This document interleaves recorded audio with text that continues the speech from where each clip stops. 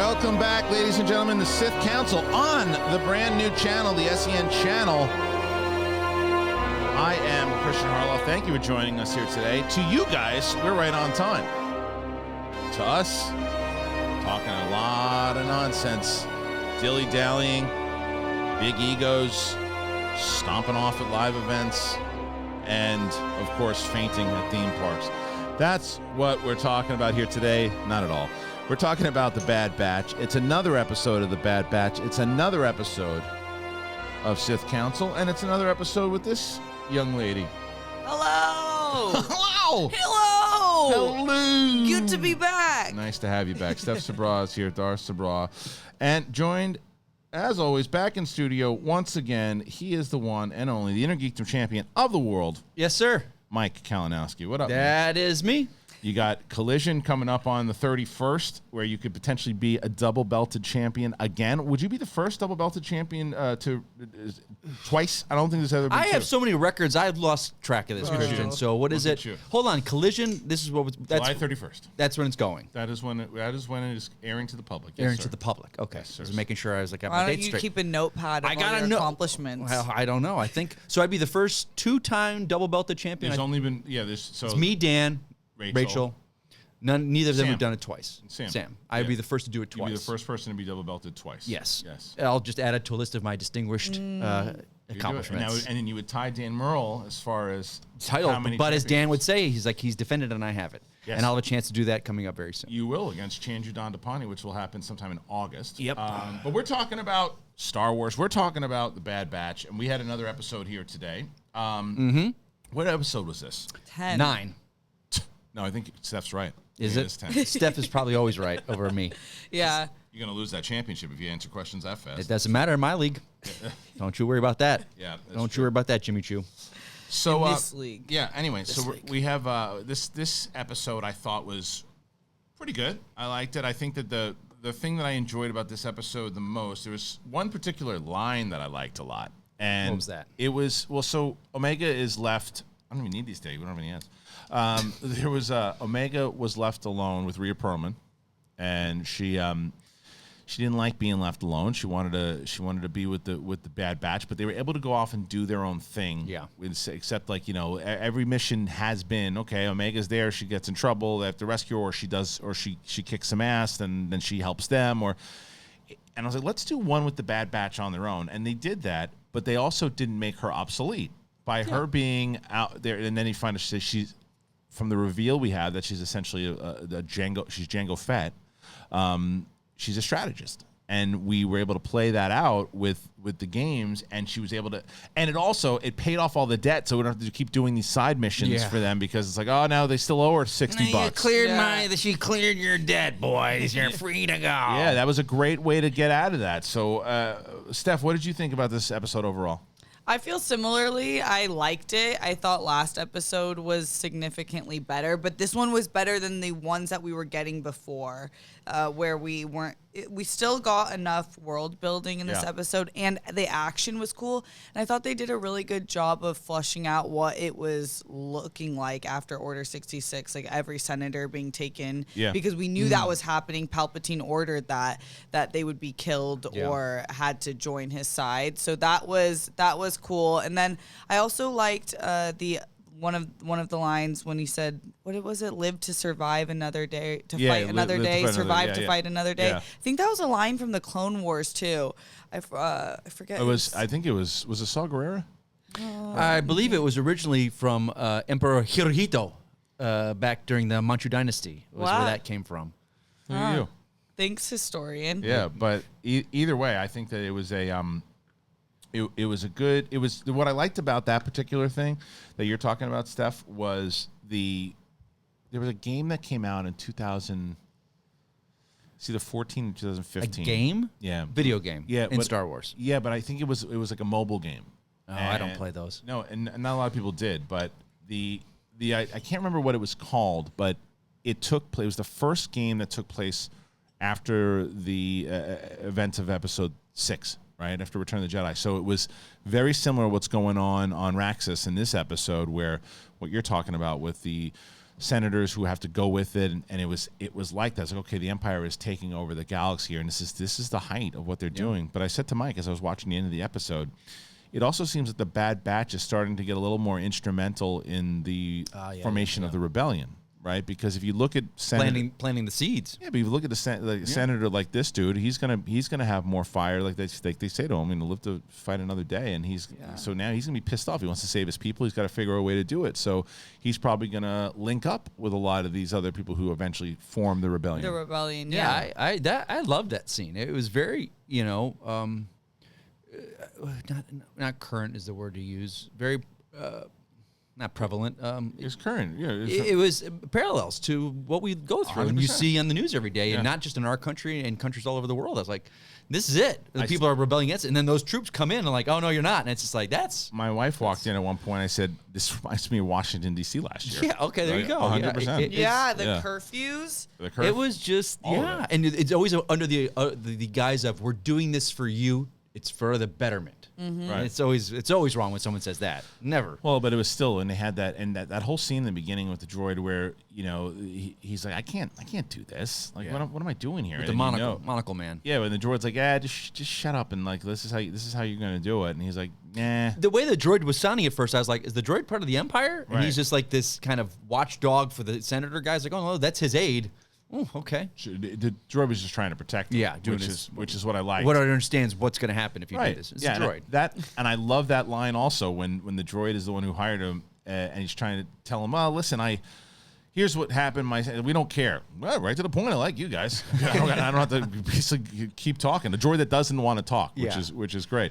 But all of that, the idea with the Separatists not wanting to be part of the Separatists, which brings me to another part that I really liked in this episode, was when they're trying to get away from the Empire, and they don't trust Separatists in general. It's not necessarily the senator. And he's like, the senator says, go down that way. And he's like, if we do, we're going to be caught in a trap. He goes, you got to trust me. And he just looks over for a second at what's his face, Hunter. And they just nod and they go. They don't spend a lot of time whether you're going to trust him or not, because at that point, why is this guy lying to you? Yeah. He's with you. If he gets you into that trap, he's going to die. Plus, he was just in a cell in the Empire. Why would he lie?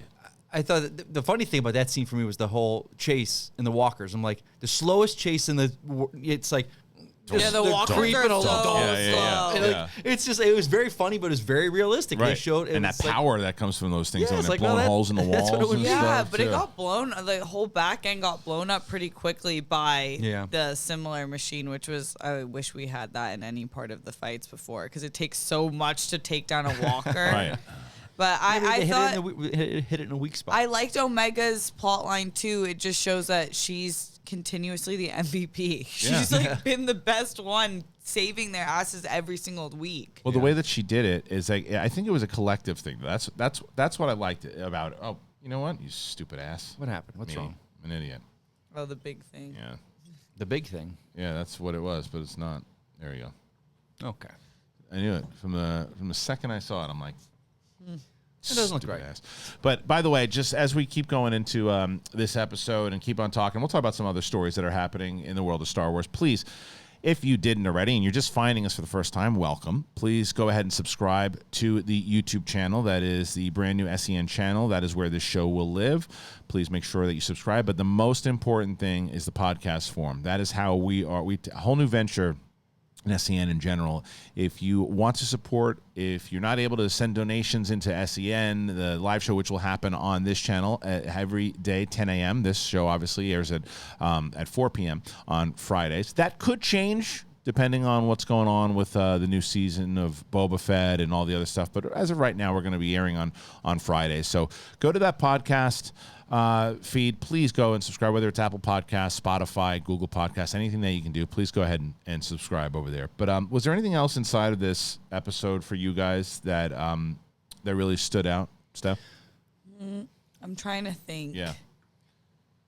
Not really. It was just more of a solid episode for me. I'm excited to see what they do with the final episodes, where they're going to lead into, because they have a lot of work to do, which is why I was a little surprised of the story of this episode. Yeah. But I think there's 18 episodes is what they said. The Yeah, film. so you said this was 10, left, right? Or 8. Oh, so 8 left. I think there's You something told like it was 18. 10, and now you're like 6. Okay, No. She's saying how many are left. I know that. Okay, let me look it up. You Take it give easy. your final thoughts, Mike. I'll give my final thoughts.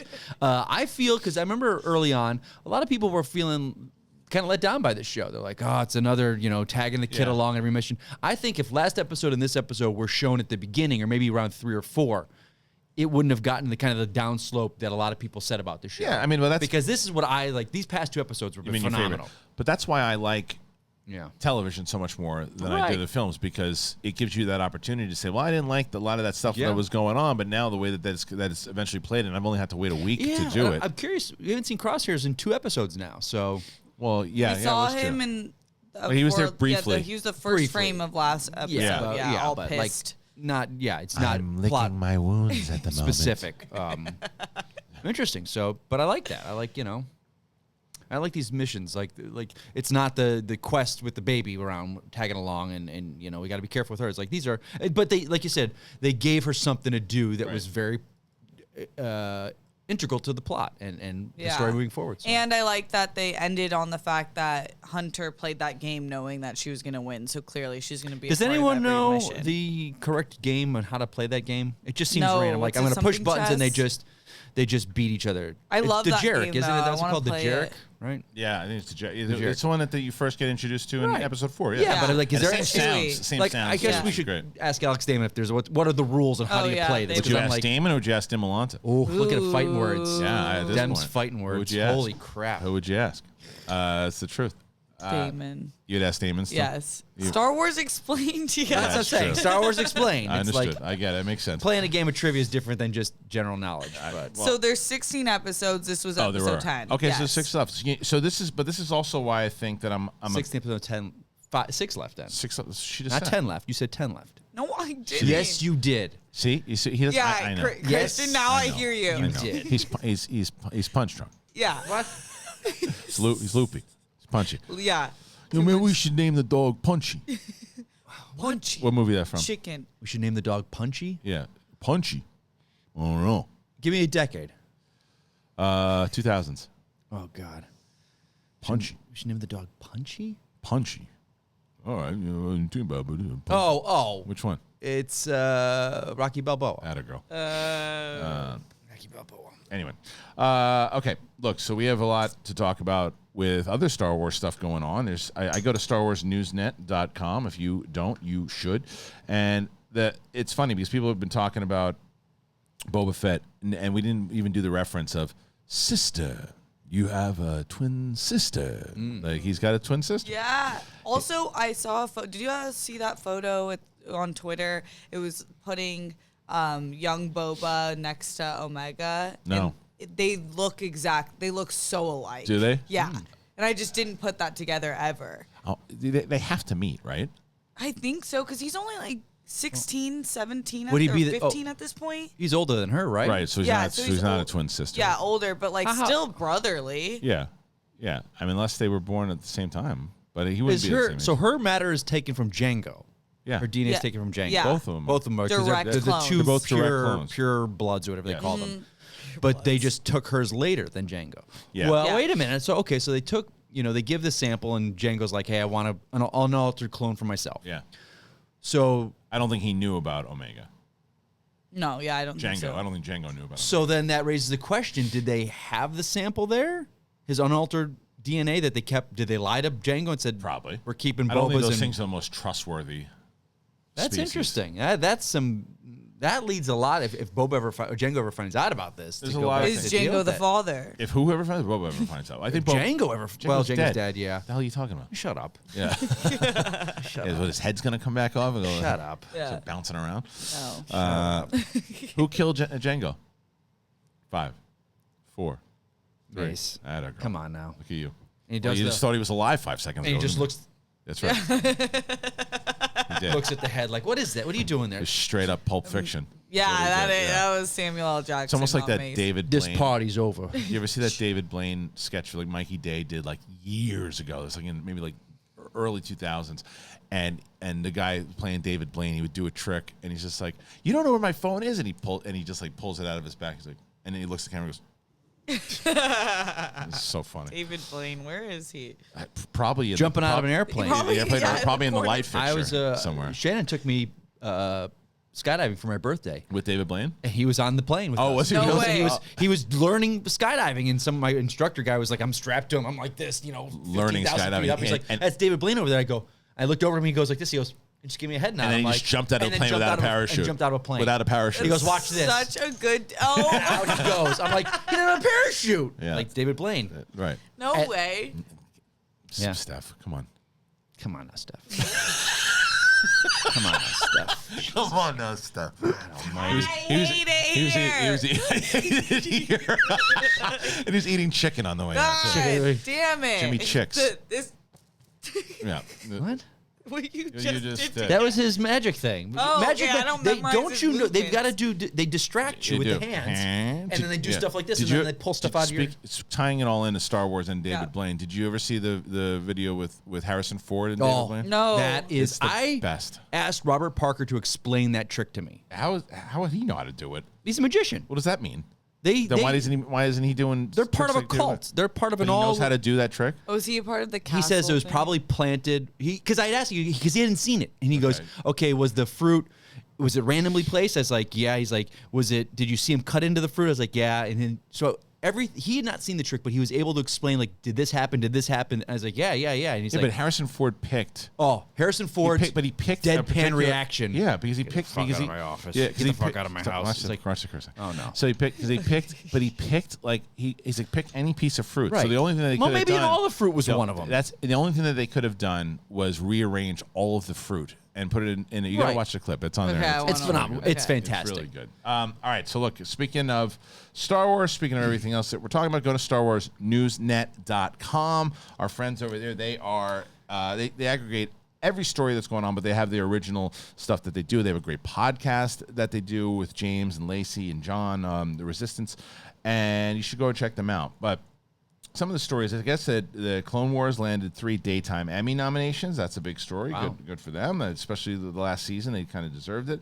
The Acolyte showrunner cites the Phantom Menace as creative influence for the series. Oh, So that tells you a lot. That goes back to what we were. So people are, what do you mean? This is what Leslie Headland, what do they say about the it? showrunner behind the upcoming Disney Plus series Star Wars: The Acolyte, has cited 1999's The Phantom Menace as a creative influence for her series, which is set several decades before the movie. Look at the subplot. And it's got looking at the subplot with Darth Sidious, Darth Maul, and their interactions with the Trade Federation. It may not be difficult to see why. In an interview with The Wrap, Headland explained that The Acolyte, which is effectively a prequel to the Star Wars prequel trilogy, which is, again, I like very much, will be influenced by a film that is not aesthetically important to the story that she's telling, but it is a film that arrived at a significant moment in her own life. And this is the quote. What I can say is the reason it did appeal to me personally is that when I was 18, when Phantom Menace came out, and I was a very, very big Star Wars fan. That's going to go back to another topic from last week, by the way, that we can get into. I remain a big Star Wars fan, but at that particular time, right after the re-releases and the fact that I was in high school, it just kind of all coincided at a time where I was discovering who I was sexually. I was discovering who I was artistically. I was kind of realizing what I wanted to do with my life. And then this big, huge movie event, cultural event happened. That was The Phantom Menace. And I know there were varying reactions to it. And certainly there were a lot of people that had grown up with the original trilogy who were disappointed by it. But I actually was very intrigued by why George Lucas had started us at that particular point. I kind of wondered, but what happened to lead up to this? That's kind of where my Star Wars fan brain, and it went like, how did we get here? And why are the Jedi like this? When they are in power, why are they acting this way? And how is it that they're not having the reaction that you would think they would to Anakin's presence? And when Qui-Gon Jinn is saying about how passionately he feels about training him and bringing him into the fold, it's like even the discovery of Darth Maul is kind of met with this like, interesting kind of feeling. So I'm just thinking for me, my brain has always buzzed around that area and wondered what's going on here and or what has been going on here. And this is continuing from Star Wars Newsnet. From a narrative perspective, taking influence from The Phantom Menace only makes sense. The Jedi Order has become complacent and is beginning to show signs of losing sight of what they are truly supposed to be, in favor of acting as a dogmatic law enforcement, blissfully unaware of the growing evil just out of sight. Because of this, threats from the dark side of the Force were able to flourish, with their enemies none the wiser. Acolyte is described as a mystery thriller set in the final days of the High Republic era, implicitly leading into the fall of the Republic, marked by the fragmenting of the chief governing body of the galaxy far, far away, and Darth Sidious' ascendancy to power. I love everything that I just read there about that. That is. Oh, that's a different show.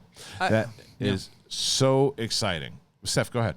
I loved episode 1, and my favorite parts, I think the whole pod racing plot was so magical, and like everything on Tatooine, I don't think it was executed perfectly, and some of like the acting a little bit, but I love the entire part. I think there's so much magic to it. I've always thought about why start there, like why was that the story, the age that we got, and being a pilot is the whole like pilots in general in Star Wars are hand in hand. Mm-hmm. So to me, it shows that she's in the exact right direction of what I would be wanting to see out of a film that has to do with pilots and then making it a thriller like this. I think though it's less about the pilots, though, to be honest with you. I think that what it's really going to be about is that when she's referencing the Darth Maul stuff and the Sith stuff, it's the essential. It really crosses. I'm crossing my fingers that finally we're going to get some kind of reference, at least at this point, to Plagueis, because it does lead, because that whole scene, and they even use this in the thumbnail for their story on Star Wars Newsnet, it's that shot of Darth Maul leaning up, talking to Sidious, and he's like, alas, we're going to reveal ourselves, alas, means that it's been going on for a little bit. They've been hiding in the shadows. And then in those Darth Bane novels, that's what they were doing. They were hiding in the shadows, training one Sith after the next, rule of two, until we get to that place where we can take over again when it's time. Like Bane set all that up to get to that spot, and they're almost there. That fall of the Jedi kind of getting complete. Oh, yeah, we're good. The Sith are done. That was years ago. They ain't coming back. And then you have people.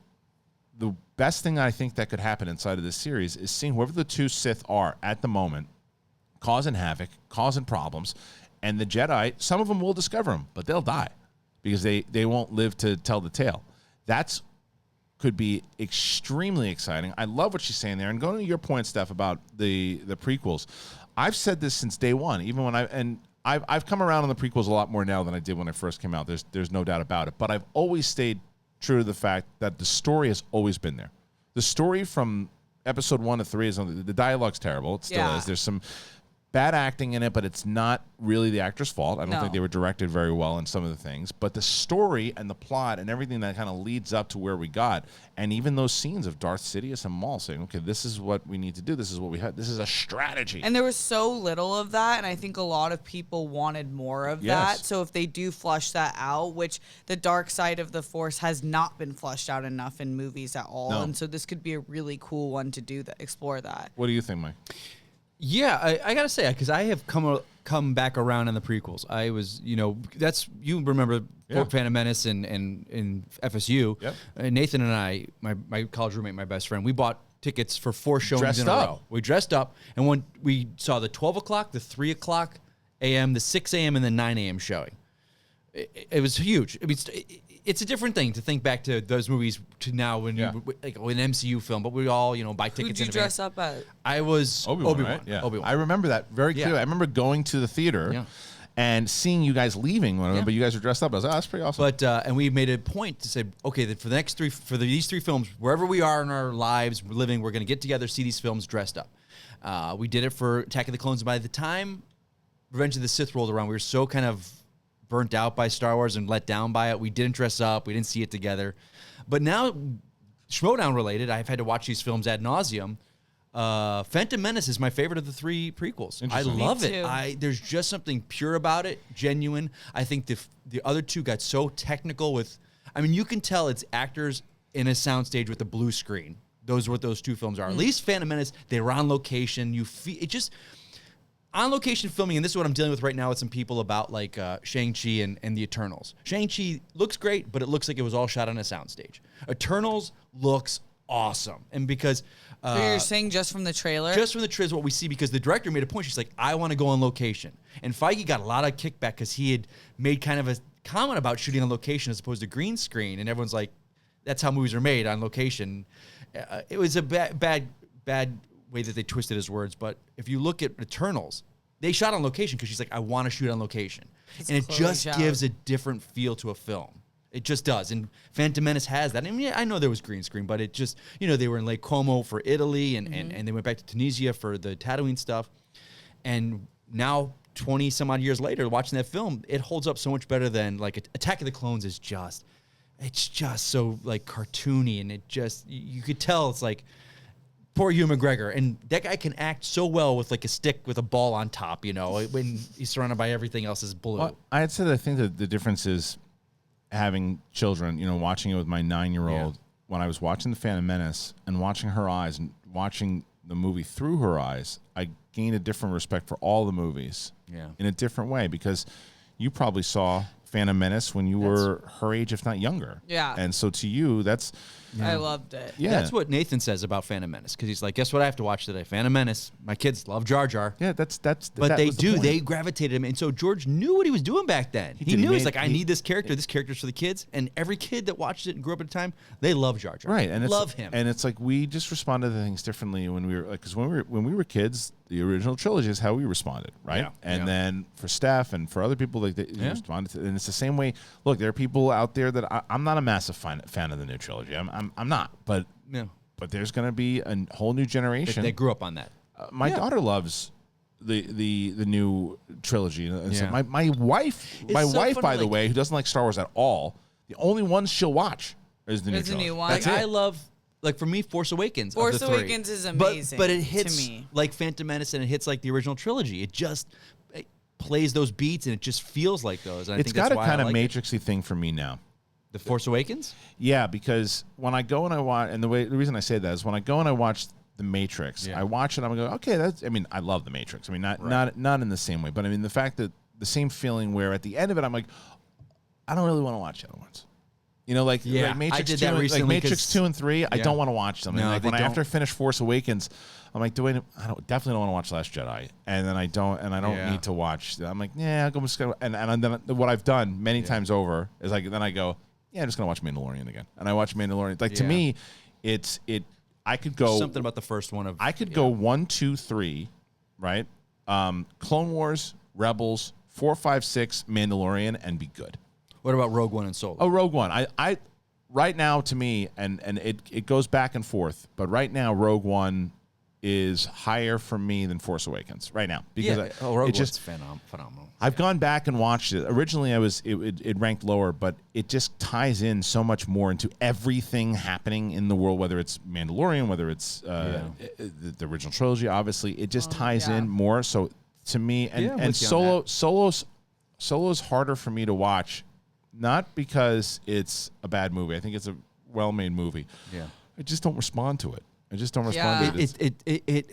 I know what you're saying. It's like it seems like arm's distance from us. It's like it's tough because it's not a bad made film. No, it's and fine. I just think, it just didn't do it for me. Yeah, and I agree. Yeah, and it's hard to explain. But this is why I'm just so pumped about the TV series. Like, you read the stuff about Acolyte and going back.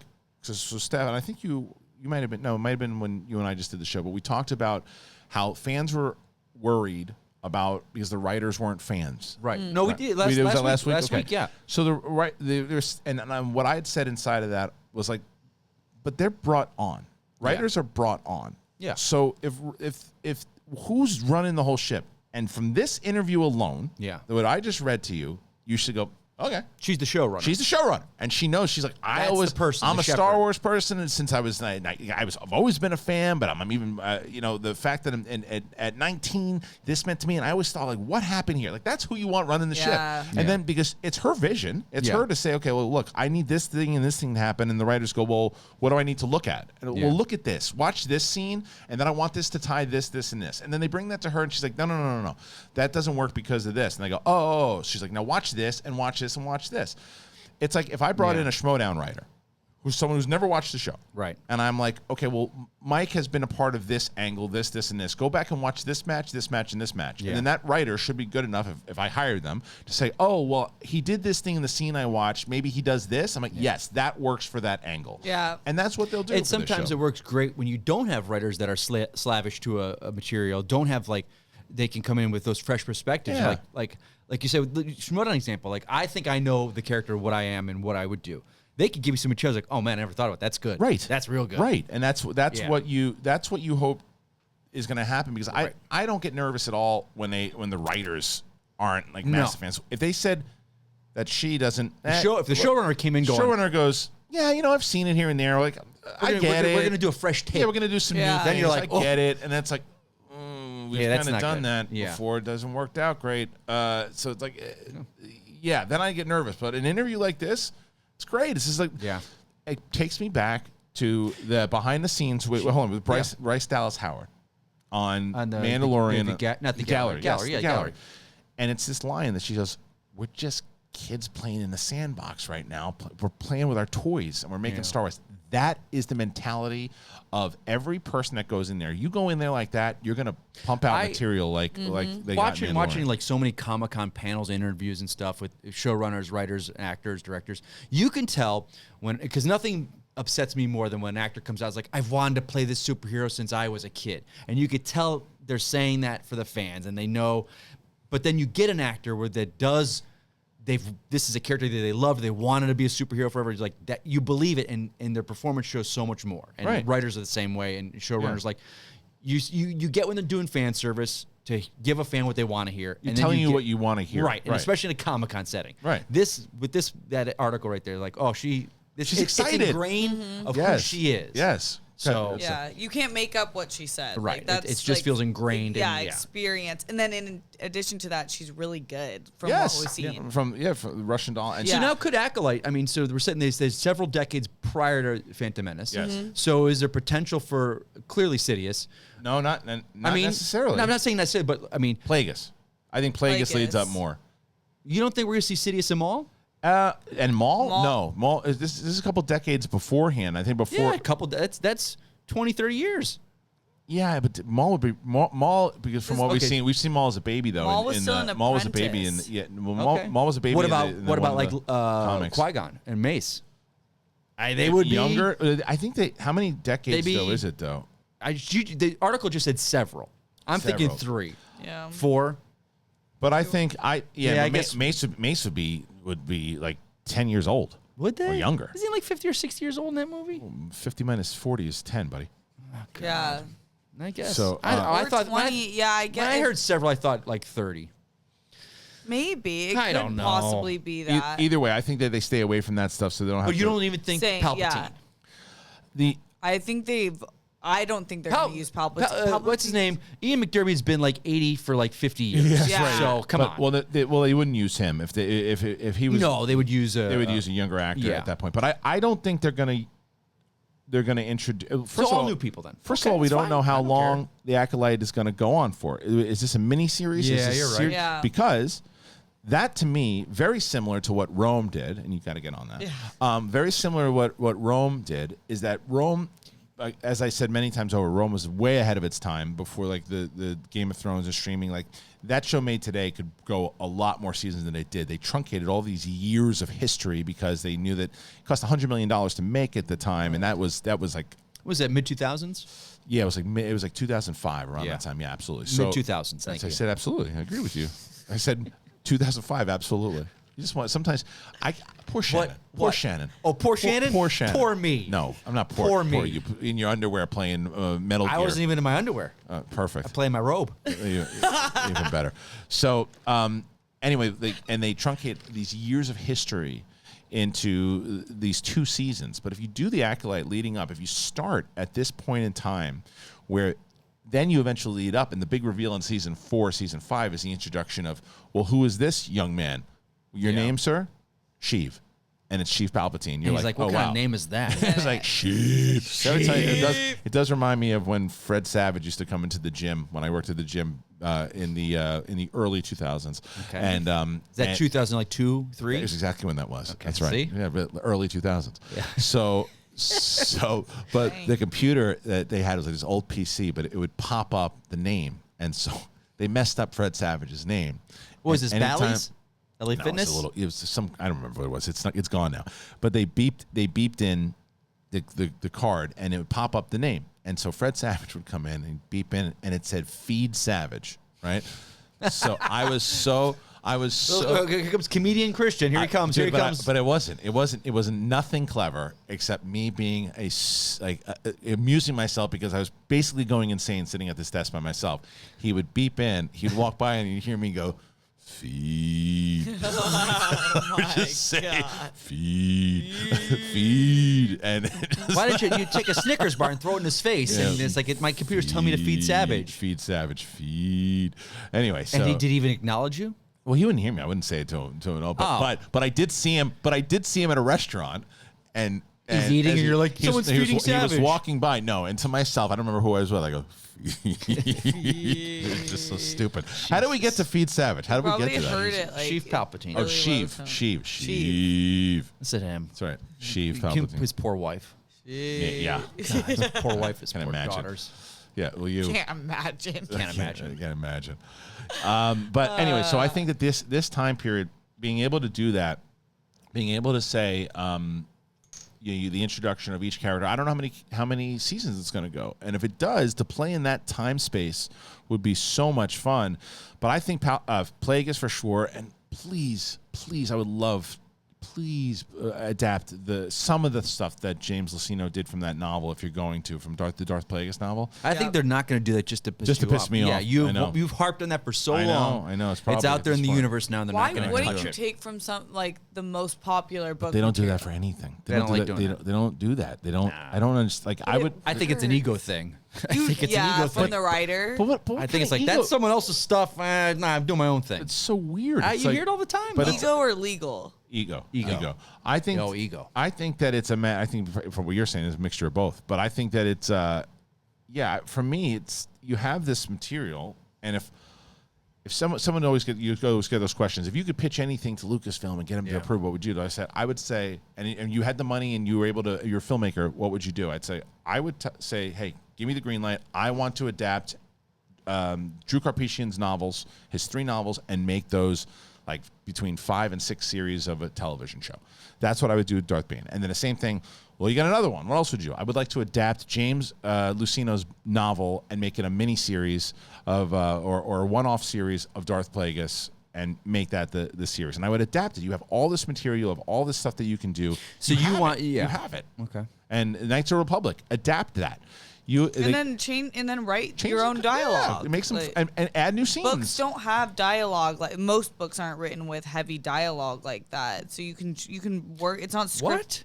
Like it's not. It's a different type of screenwriting in Yeah, of books. It's course. completely different. You would change every way that Well, it you'd was have written. to. Exactly. So why take your pride out of Yeah. it? Take the good story. I don't know why know. they wouldn't do it. But they clearly haven't. I'm of the mind. Just hire the writer that wrote the book to write the screenplay. That's not always as easy, though. I know. because I'm not everybody- stupid. Well, no, just because not everybody can always transfer over to screenplays. that. I because know it's two I want to different- see Claudia Gray do it, though, for Yes. sure. I know it's 2 different things, and that's At why. least co-write it. Yeah. Oh, See, my biggest thing, because I see stuff like the animated series like Batman, some of the greatest animated cartoons of all time, but they've never reached out to those people to do live action, and they've gone on saying, it's like, writing a cartoon is a lot different than writing a movie and vice versa, and books are the same. But yeah, I mean, sometimes though you get the writer of a book is hired to hide the screenwriter. No one knows the material better than them. That's true. I mean, but it is a Rare. different. It is Not a even different J.K. beast. Rowling no, she did. that. She did. She did for Fantastic Beasts, and that didn't go very well. Well, look at that Oh, one. yeah, she It's just they're did. different beasts, and They're different. screenwriters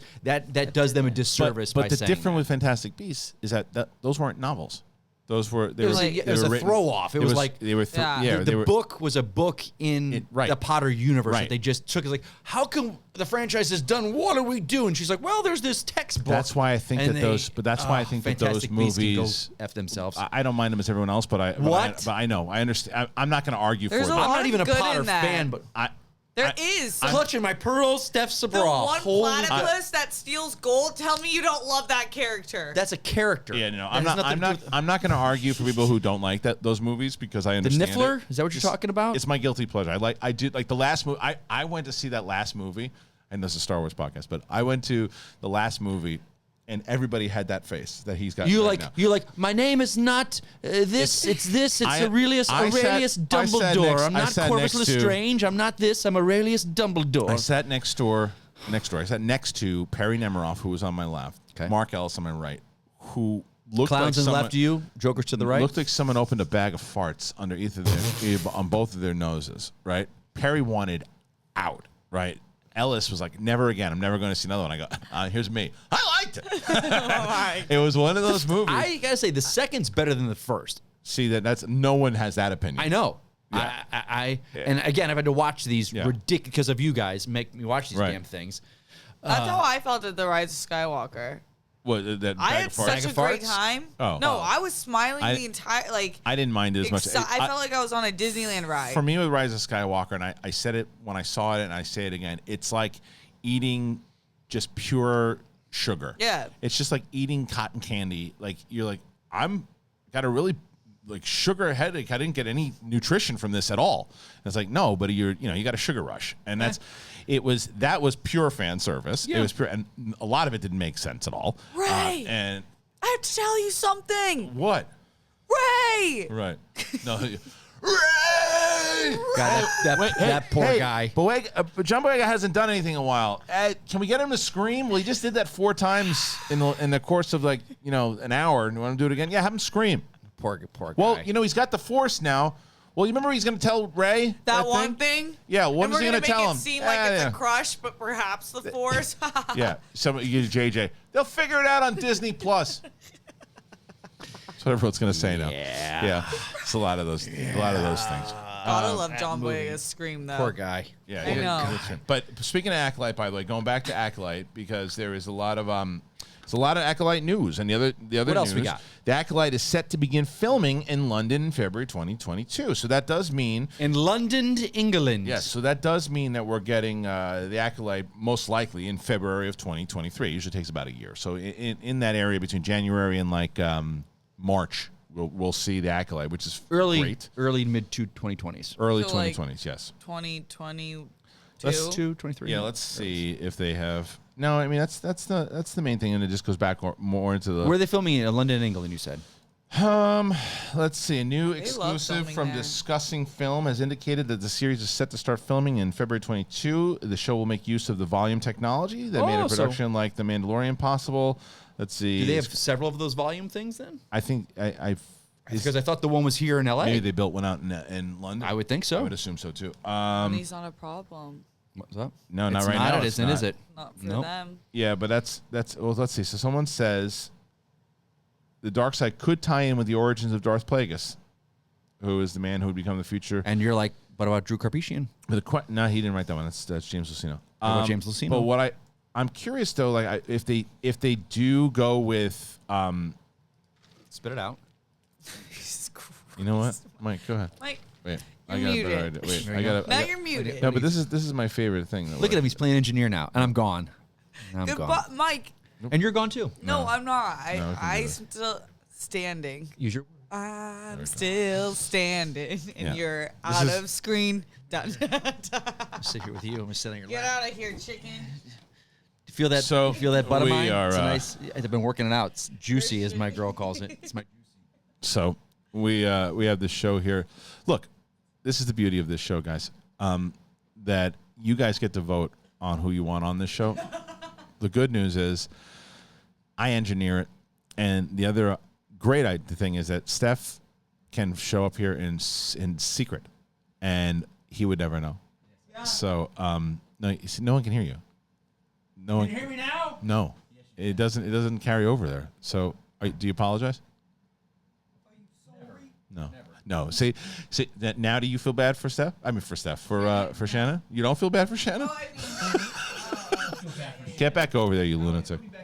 Get back over there, will you? All right. So we are going back to the 3. Look at that shot. See, that's uncomfortable. You're invading space. Sharon. Invading space. Sharon. Sharon. Who's Sharon? Is that how you call for Shannon? Shannon! Shannon! Shannon! Come on, get over here. Listen, Shannon, there's Come a tell you on. something. I know that I was screaming at the children when I was playing my video games in my underwear. I'm sorry for that. I had my inner geekdom belt over my shoulder. If you would see her face when she comes around, she comes out around the bend. Oh God, because comes out all naked and stuff because that's how she sleeps, and she's like, sleep, and I'm like, so she came. Luckily, she didn't come out one time. I had a towel. You understand my that none of these people who are listening to anything else that you just said after you just said that Shannon walks out of the room naked. Yeah. Well, that's how we sleep. I'm not gonna lie. Like two bears in the woods. Was that important for the story? I'm was an that actor. a flex? I'm an actor. He tells every I details. give details. Yeah. That's how you tell a story with details. It's the tiny And details. one droplet of sweat quivered down her neck. That's right. She yelled No, at she me was to like a get to Danielle bed. Steele novel. It's freezing in our bedroom, so she no sweat, no sweat. But I came out. I had a towel in my mouth because I was yelling so much because I didn't want to muffle. I wanted to muffle the screams. What the fuck is wrong? Sorry. Because it's 4 o'clock in the morning. I'm playing Call of Duty with 13-year-olds in the Ukraine, and they're killing me, and they're cheating. Even better, ladies Cheating. and gentlemen. I think that's the majority of what we got. This show is a little off the rails today, but what are you going to do? We have. I was trying to see if there's anything else going on in the world of. Nothing really dropped this week. Not yet. I was kind of surprised. It was a slow week. A lot of just geek stuff in general. It was really kind of slow. It was week. slower, but I think what we can do before we go is, with the news of Acolyte being filmed in early 2022 in London, England. Yes, that means that we're going to get this show in 2023. So let's go over. We seem to do this every show, Yeah. and I'm cool. And we with- usually are wrong with it, but let's No, try. we haven't been so far with Haven't this. we? Not with this stuff. So this is we got Boba Fett in December. Yes, right? this year, 2021. Yes, sir. And then it looks like, and I'm not including the animated. I know we get some other animated stuff and going more so the live action stuff. And then we get, I believe it would be Obi-Wan somewhere in the February-March area. Yes. And then Andor. Andor after that. Because Andor's already started filming, so Andor could be first. Well, Andor Yeah. and Obi-Wan have started filming. Yes. So one of those two will drop in March. The other one will probably drop sometime in summertime. Right? Yep. And then at the end of the year, fingers crossed, you would get Mandalorian Season 3. Correct. That's a great year of Star Wars. So we're thus getting far. one more in 2021, 3 in 2022. Right, and then 2023, Would you would be get Acolyte Patty and Jenkins movie. Pat Jenkins. And then most likely, hopefully, crossing fingers, Mandalorian Season 4. I don't know about that, but Well, I mean, it's every year. It's been every year so far. it's not going to be. Is it every year? Yeah, this year you still had some episodes dropped. But it this started year. in 2020. It did start in 2020. And So then, 2021, we're technically not going to get Mando. We don't yeah. know. Well, no, we won't. Yeah. We won't. So 'Cause Boba you're, took it. You're not. 2021. Yeah, you're right. Yeah. It could potentially. I usually am right. It may drop. It may drop in season, depending on what it is. Or we're not going to get what's his name, Obi-Wan Season 2. It's a one-off. Yeah, it's done. Boba Fett. Andor's a one-off, I think. I don't think Andor is a one-off.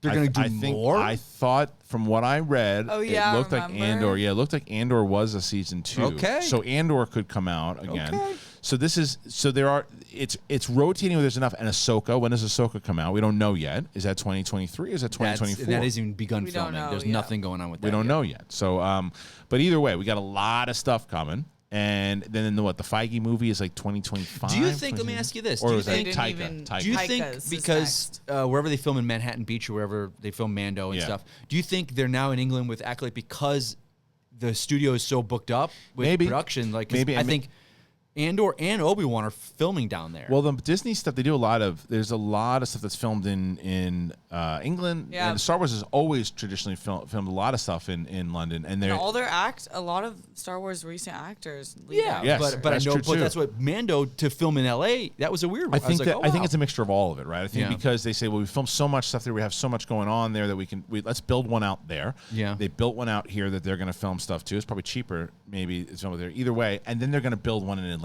You know they're going to build one in Atlanta. So there's probably going to be Well, 3. Atlanta seems like it's their Marvel hub. That's their Marvel. Yeah, take but all the but Marvel it's also, stuff filmed there's a there. lot of stuff filmed in Atlanta because it's cheaper to film in Georgia than it is Yeah, in but LA. Star Wars being a galaxy far, far away, that's a, Yeah. you don't get the locations you need. You know, it's okay, you can film Well, you don't need WandaVision and but you don't need the Atlanta. locations for a lot of. They don't film Mandalorian at all in lonely locations. As long as you can build that technology. Robert out. Rodriguez begs differ. He did build for that one particular One of the best scene. episodes. I love But that you don't think that they could episode. find? You don't think they could find anything in Oh, of Atlanta? course. To film? Location-wise, no. What are you talking about? You Like ever the been to forest? Orlando? I don't. Orlando. forest? I'm talking about Atlanta. I know Atlanta. You ever been there? Yeah, Georgia. You've It never been all to looks Georgia? the same. No, It you're all talking looks about the the same. city, dude. I'm talking about I've outskirts been of there. Georgia. I filmed Vampire Diaries in the outskirts of Georgia. Okay. It was a forest. So why? freezing my so ass they couldn't do a off in a forest. forest. So you couldn't do a forest moon like Endor or something there. You can find stuff to shoot there. Very argumentative today. What's going on? You got gas? Very argumentative. That's my default setting. chicken this Yeah, Argumentative.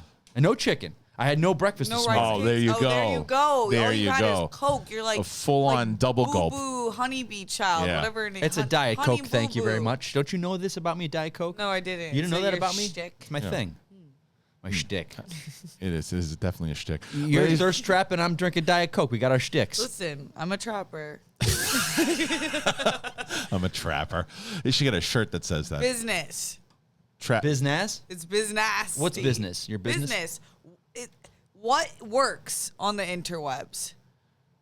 Like supply and demand. I keep it me. Keep it real, yo. I keep it real. I'm never crossing a line I don't feel comfortable with. Okay. But if you got it, flaunt it. That's a young kid, old guy thing. It's a difference. Steph, you and I are you're two like, different keep worlds. it You don't even coming have. for your You don't even have husband. daughters. No, I don't have daughters. You kidding me? Could you see me No. with kids? No, it's a Could good you thing. see me with kids? You'd be screaming at him playing Metal Gear. You see Nathan's boy gets his permit. Oh, you I don't- could have a kid old enough to be driving right I now. know. That's insane to It's me. Or insane. is it never in the question? Are you like more Hey, Probably 10 do, you years just don't know ago. about 10 it. years ago, I said to myself, "I'm never getting married." I always said I was never going to get married 10 years ago. Now I'm at a place where like I'm totally into marriage. A couple years from now, but Shannon's like, Who Mike, knows? you would give me this old dad. You give me 55 years old. I was like, yeah, I'll be the zaddy. I'll be the young. Look, Yeah. you'd be like Jack Nicholson. No, it's honestly the thing I envy about men the most is that you can be an old do that. dad and it works. It's true. And Shannon's what 12 years younger than me, so it's you know. Well done, Mike. You arranged a good life for yourself. You did. Well done. All right, listen. And well It's done. all working according to my plan. That's right. Well done Yeah, to all right. you guys here for surviving this first episode on the brand new channel. This is the first one. On the That's brand why new I was channel. salty today. That's what it was. Giving the fans something to look forward to. On the SEN channel, please, if you're brand new to this show, please subscribe. And also go to the Apple Podcasts. Follow us over there, whether it is Spotify or Apple Podcasts or Google Podcasts, anywhere the podcast can be found. Please support us over there. Very, very important. Subscribe here. Leave a comment. Go on over to Twitter and hashtag Sith Council. We are going to go through some tweets for next week's show and start reading out some of your comments so we can put them in the show. And yeah, so thank you to Mike, thank you to Steph, and we will see you guys on the flip side, homie. I can feel your anger. It gives you focus, makes you stronger.